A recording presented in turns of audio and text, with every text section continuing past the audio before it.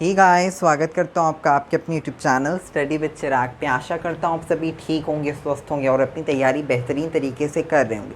हम लोग अपनी कविता का सेशन लेकर आ रहे हैं, एक एक कविता करके हम आपका एक एक टॉपिक ख़त्म कर रहे हैं। तो आज मैं आपके सामने कविता लेकर प्रस्तुत हूँ। कविता के बहाने रचित द्वारा कुंवर नारायण जी, इनकी काव्य संग्रह है इन दिनों, उसमें से ये कविता ली गई है, कविता के बहाने।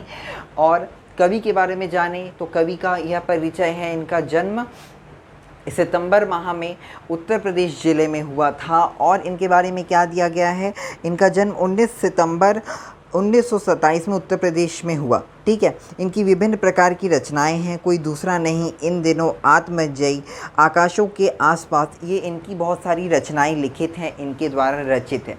कवि ने इसमें कविता की तुलना विभिन्न चीज़ों से की है कि कविता जो है उसकी तुलना क्या पंछी से हो सकती है, कविता की तुलना क्या बच्चे से हो सकती है, कविता की तुलना क्या फूल से हो सकती है। तो कवि ने इसमें कविता की तुलना विभिन्न चीज़ों से की है। आप भी एक बार सोच कर देखिए, क्या कविता की तुलना इन सभी चीज़ों से हो सकती है।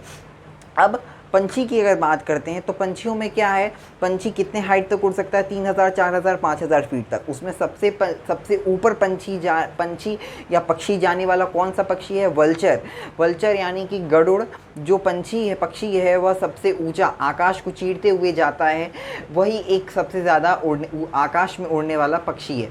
लेकिन और सभी पक्षी बहुत कम हाइट तक ही उड़ते हैं। लेकिन अब कविता की बात कवि ने क्या की है, उसको हम लोग कविता पढ़ते हैं और देखते हैं। तो शुरू करते हैं हमारी कविता के बहाने। कविता एक उड़ान है चिड़िया के बहाने, कविता की उड़ान भरा चिड़िया क्या जाने, बाहर भीतर इस घर उस घर, कविता के पंख लगा उड़ने के माने, चिड़िया क्या जाने।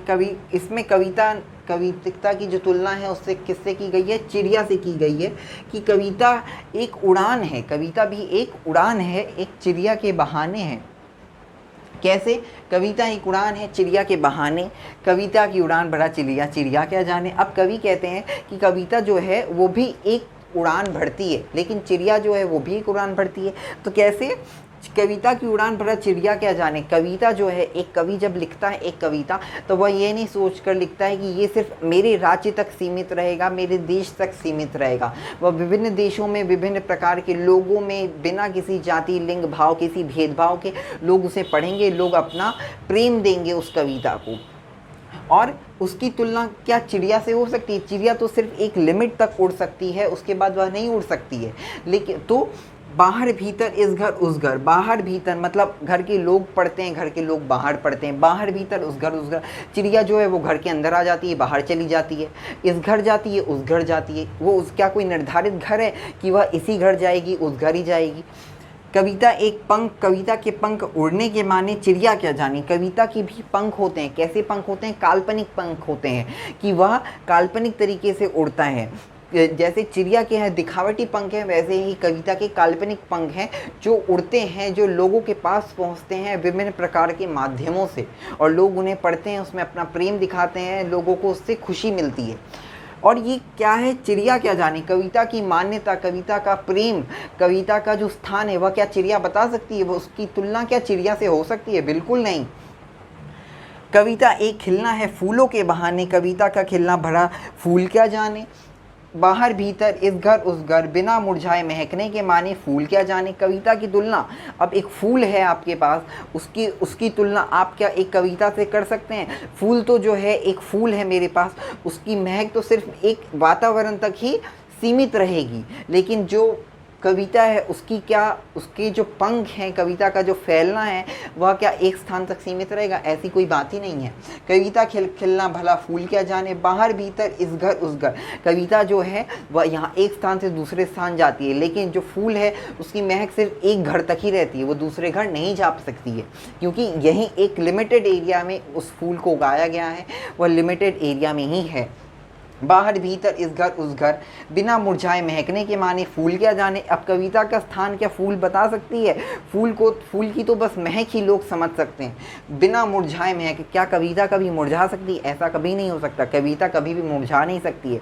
कविता का एक ही स्थान है जो कि हमारे दिलों में बसता है, और फूल का एक स्थान है जो हमारे नाक के द्वारा सुगंध फैलाता है, वातावरण को जो वातावरण में जो ख़राब चीज़ें हैं, पदार्थ जो महक नहीं फैलाती हैं, उन चीज़ों को दबाता है और वातावरण को सुगंधित कर देता है। ठीक है। कविता एक खेल है बच्चों के बहाने, बाहर भीतर इस घर वह घर, इस सब घर कर देने के माने बच्चा ही जाने। क्या कहते हैं कवि, देखिए, कविता एक खेल है बच्चों के बहाने। बच्चों के बहाने कवि का कहने का अर्थ है कविता एक खेल है। कवि जो है, जब भी कोई एक कवि कविता लिखता है तो वो भाषा से खेलता है, शब्दों से खेलता है कि इसमें कौन सा शब्द डालना है, कैसे शब्दों का प्रयोग करना है, वो शब्दों से खेलता है। वैसे ही अगर एक बच्चा है तो वो बॉल से खेल रहा है, किसी चीज़ से खेल रहा है, किसी भी वस्तु से खेल रहा है। ठीक है। बाहर भीतर यह घर वह घर। अब बच्चा जो है उसे बिना किसी जाति पाति, बिना किसी निम्न वर्ग, छोटा वर्ग, बड़ा वर्ग, मेरा घर, पढ़ाया घर, इन सभी चीज़ों से वह अनजान होता है। वह उसके घर भी चला जाता है, इसके घर भी चला जाता है, तो उसे ये नहीं पता होता है वो उसका घर है, ये मेरा घर है। वो इन सभी चीज़ों से अनजान होता है। बाहर भीतर यह घर वह घर, ये घर बाहर, कभी बाहर खेलता है, कभी अंदर खेलता है। ठीक है। सब घर एक कर देने माने बच्चा ही जाने। सब घर को एक कर देता है, सभी घर को एक बना देता है और वह बच्चा ही जानता है। ठीक है। यहाँ जो बच्चे का जो प्रेम है उसे सीमित नहीं रखा गया है। ठीक है। बच्चा ही जाने, यहाँ जो बच्चा है वही जानता है कि मुझे कहाँ खेलना है, मुझे क्या करना है, कैसे रहना है, क्या है। ठीक है। यहाँ बच्चे का जो प्रेम है, बच्चे की जो इच्छा है वह भी सीमित नहीं है। जिस प्रकार कविता का जो प्रेम है, कविता की जो उड़ान है वह सीमित नहीं है। क्योंकि कविता की उड़ान क्यों सीमित नहीं है? क्योंकि विभिन्न प्रकार के लोग हैं जिन्हें कविता पढ़ना पसंद है, कविताएं का मूल भाव उन्हें बहुत अच्छा लगता है और वह एक स्थान तक सीमित न था, न है, न रहेगा। इनकी तुलना किन चीज़ों से, कविता की तुलना कवि ने की है?